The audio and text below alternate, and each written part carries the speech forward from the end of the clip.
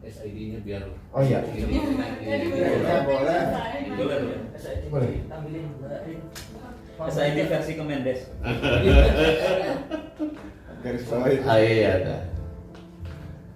Kita saling melengkapi ya Pak ya. Iya. Oke. Kalau begini Begitu tambah. Oh temannya Pak. Bisa. Oh, mesinnya. Nggak connect yang saya Pak. Oh.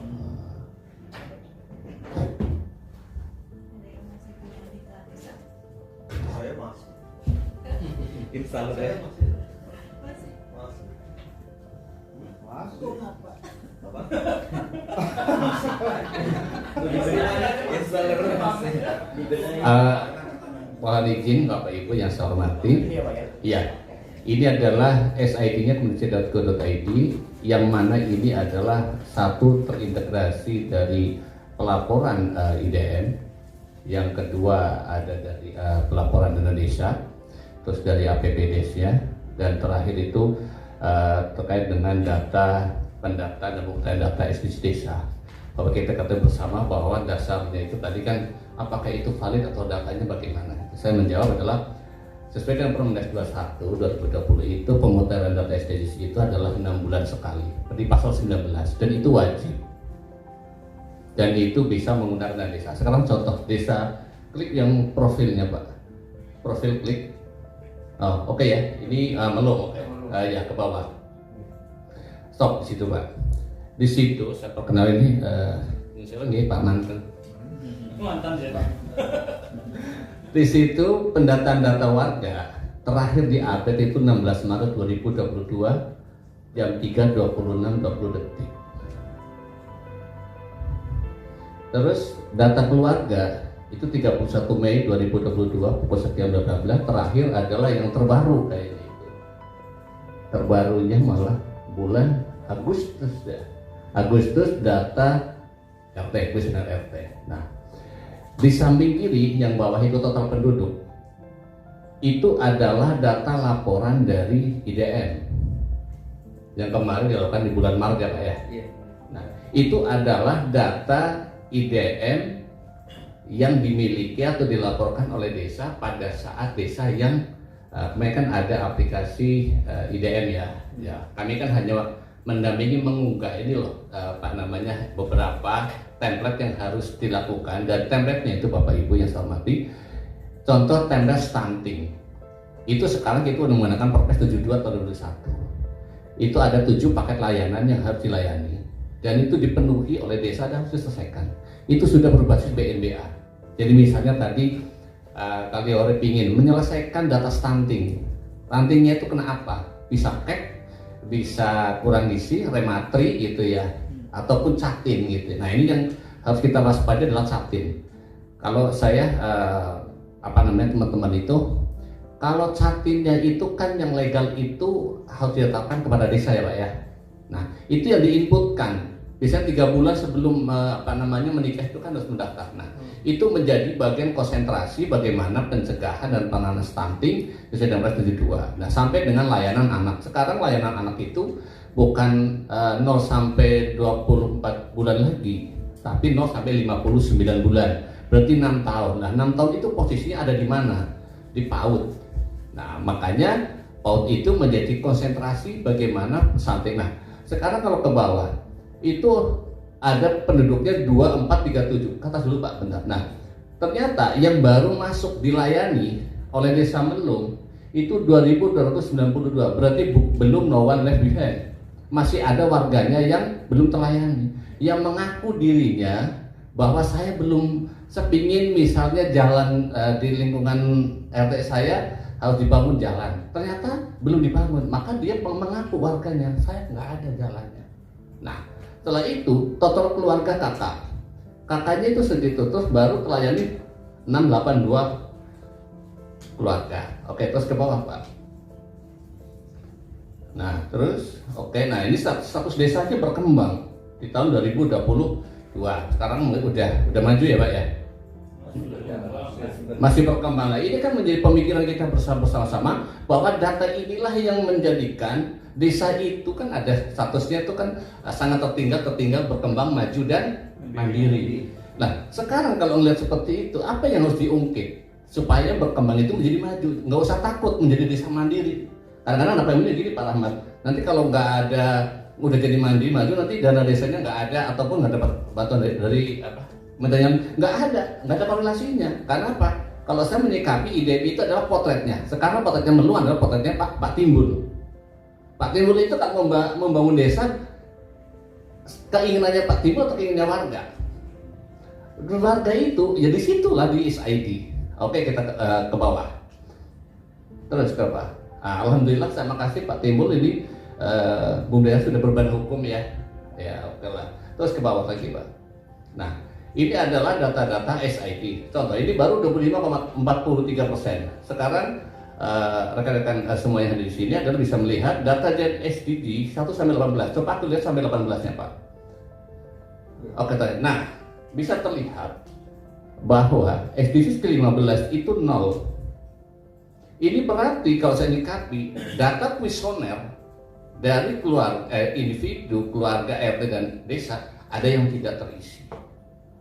Sehingga itu menjadi seperti itu. Nah, sekarang gampang, infrastruktur desa, kebutuhan infrastruktur itu berarti di kuesioner RT itu tidak terisi, tidak, bahkan mungkin belum terupdate. Nah, sehingga dalam kondisi itu kita nggak usah nyalain si A si B, kita sudah memutakhirkan data itu belum. Nah, itu jawabannya. Sehingga dana desa prioritas nasional, dana satu adalah pemutahiran data kependudukan, yaitu melalui profil desa. Kita ke bawah Pak.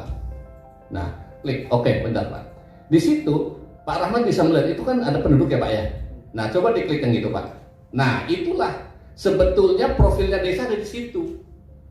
Sekarang cek misalnya websnya Pak. Websnya, klik coba webnya Pak. Tadi mengatakan webnya sudah dimiliki. Ada nggak webnya? Nah, webnya berarti itu web aslinya Pak ya. Nah, jadi Pak Rahmat kalau ingin melihat webnya yang dimiliki oleh desa, yaitu. Nah, sekarang klik yang itu webnya tuh Pak, yang atas Pak, bentar dulu Pak. Nah itu bisa pengen lihat pekerjaan penduduk RT RW, ada berapa RT coba Pak? Aku pengen tahu Pak. Ke bawah. 17 RT, bentar ke atas Pak, dulu Pak. Ada 4 RW, betul ya Pak Timur ya? Nah, berarti di sini kalau saya membaca antara desa itu sudah mengunggah kuesionernya. Nah, sekarang kalau ingin menyelesaikannya, coba yang tadi data SDGs-nya Pak, ke atas Pak, lokal. Oke, sekarang data kemiskinan coba yang 40,21%. Klik DP Pak, klik. Inilah yang dimaksud tadi disampaikan oleh Pak Timbul, terus Pak Anto. Terima kasih banget atas kritikan kami Bu Santi. Bu, inilah Bu potretnya Desa Melung. Ternyata kita punya PR, tingkat kemiskinan di desa itu kan memang harus capai 0%. Target yang tertinggi itu kan nggak boleh ada saudara kita yang miskin kan. Maka di Desa Melung itu ada 1359 jiwa yang harus diselesaikan. Nah, gimana cara menyelesaikannya? Itu ada di sebelah kiri Musbeh, bisa masuk di RKP, sebelah kanannya itu adalah eksekusinya. Nah, sekarang 1359 itu siapa aja? Itu bisa diklik itu Pak Rahmat. Klik aja Pak. Ini yang bisa masuk sesuai dengan undang-undang tentang pelindungan hak individu adalah desa, admin desa yang bisa masuk. Nanti ketahuan warganya itu siapa sih nyata satu. Nah, pada saat penyelesaian itu kami sebagai pendamping adalah mengedukasi dan mengadvokasi. Oh, misalnya saya gitu ya, Imanul itu orang miskin. Maka gimana caranya? Aku harus diverifikasi di faktual berdasarkan data yang di situ, yang individu. Nanti aku dicek terus diverifikasi faktual ke desa, yaitu terjun ke lapangan. Benar enggak? Kenapa sih saya menjadi bagian yang miskin? Karena kalau sesuai dengan yang dipakai di SDG itu kan miskin itu berbasis pengeluaran Pak Anton. Jadi kadang-kadang kita dapatnya 1.000, pengeluarannya 5.000. Kita punya hutang. Itulah makanya di dalam kuisi individu berapa sih pendapatannya, berapa hasilnya. Tetapi ini kegagalannya New Sewu ya, kita bareng-bareng dalam mengedukasi masyarakat. Kenapa? Ya naik pendapatan berbeda penghasilan, beda dong. Nah berikutnya adalah ini kalau kami itu karena ini berbasis partisipatif, maka di dalam desa itu ada kepala desa, ada sekretaris desa, ada kadus atau kepala wilayahan, ada kasih, ada kahut. Disitulah yang harus dibangun supaya mendapatkan data-data. Ini adalah bagaimana cara Kemendes itu ikut, ya. Karena sesuai dengan PP 47 bidang pembangunan dan pemberdayaan itu diatur atau dikuasakan kepada kementerian yang mengenai pedesaan, yaitu adalah Kementerian Desa. Tapi kalau yang tentang pemerintahan itu ada di Kemendagri. Ini adalah sekilas Bapak Ibu nanti mungkin Bu Santi itu ya, mungkin ada sebuah keterbatasan rekan saya gitu ya. Di semacam itu, inilah dinamika yang harus kita selesaikan bareng-bareng. Karena kemarin pada saat kalau salah hari Kamis Kamis kemarin, saya itu menguatkan Desa Rempoa untuk menggunakan data ini, Bu. Jadi contoh di IDM, nanti Ibu bisa melihat di IDM. Karena ini pakai password, tapi kalau Bu Santi boleh nanti saya kasih tahu cara mencahkannya itu. Karena di IDM, Ide Desa Membangun, itu rekomendasinya adalah prioritas sama super prioritas. Kalau super prioritas itu yang tanda merah, Bu. Itu kesekolah 0 sampai dengan 5. Apabila tempatnya Ibu itu mendapatkan ada sebuah kegiatan IK itu merah, itulah yang harus diselesaikan. Matur ke Pak Kades, Pak, kita punya ini, Pak. Ini yang harus diselesaikan.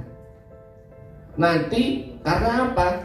Kita tahu undang-undang desa itu pasti belakangnya adalah sesuai dengan kewenangan desa. Nah, maksud di kewenangan desa itu adalah kewenangan yang mendukung program prioritas, yaitu nasional. Contoh gitu ya. Tadi data P3KE.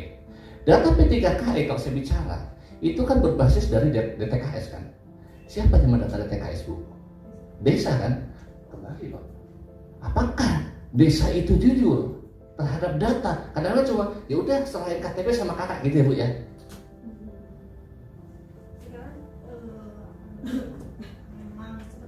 Nah, terus saya belajar, Bu. Waktu bulan Agustus tanggal 1 Agustus. Kebetulan itu ya.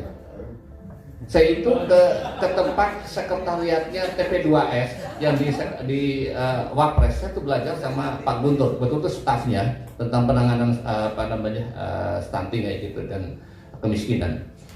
Ternyata itu kekuatannya untuk penyelesaian TKS itu hanya 40%, Bu, yang ditanggung oleh negara. Jadi misalnya jenengan gitu ya, di TKS-nya itu kan bisa 100 gitu ya. Nah, kan ada non DTKS. Sepanjangnya di DTKS itu tidak dikeluarkan, yang non DTKS jangan berharap masuk, Bu. Karena bisa menggantikan satu yang di TKS meninggal.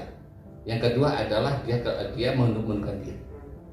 Ataupun dia keluar dengan desa itu. Cuma 3.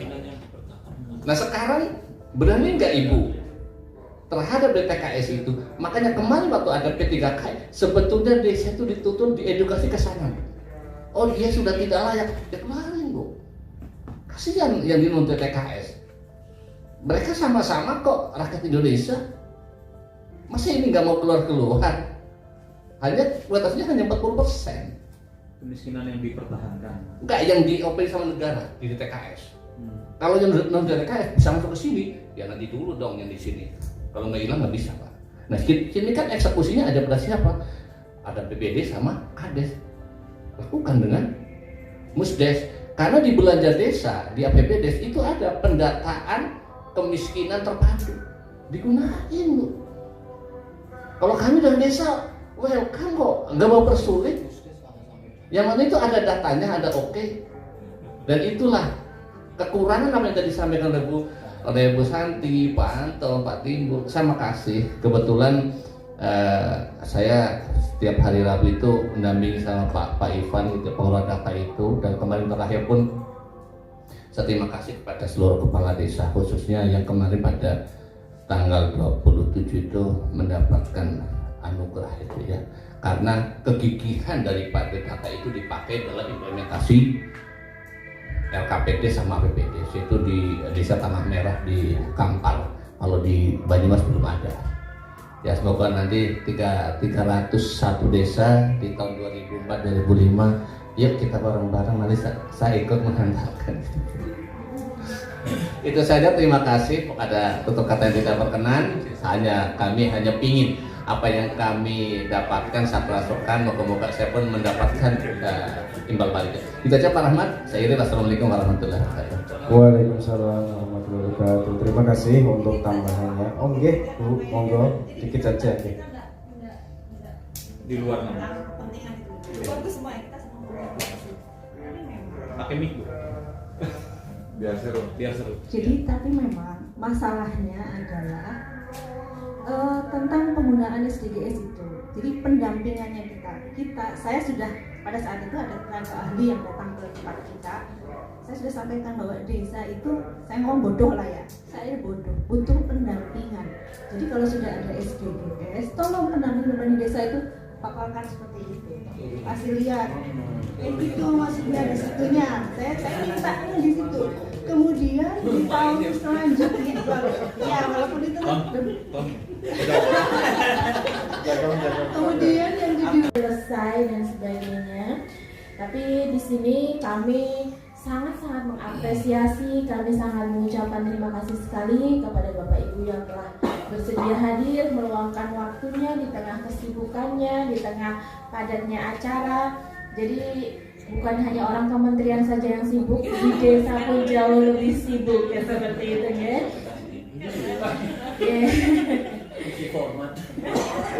Kami juga mengucapkan terima kasih kepada moderator, seluruh panitia dan juga partisipan dalam acara ini. Semoga bermanfaat, mendatangkan berkah untuk kita semua.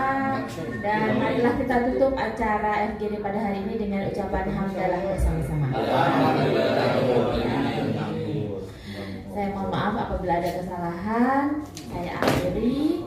Dan untuk sebelum itu kita akan mengagendakan core of the core. Hal yang paling penting dari pentingnya kegiatan ini adalah foto bersama.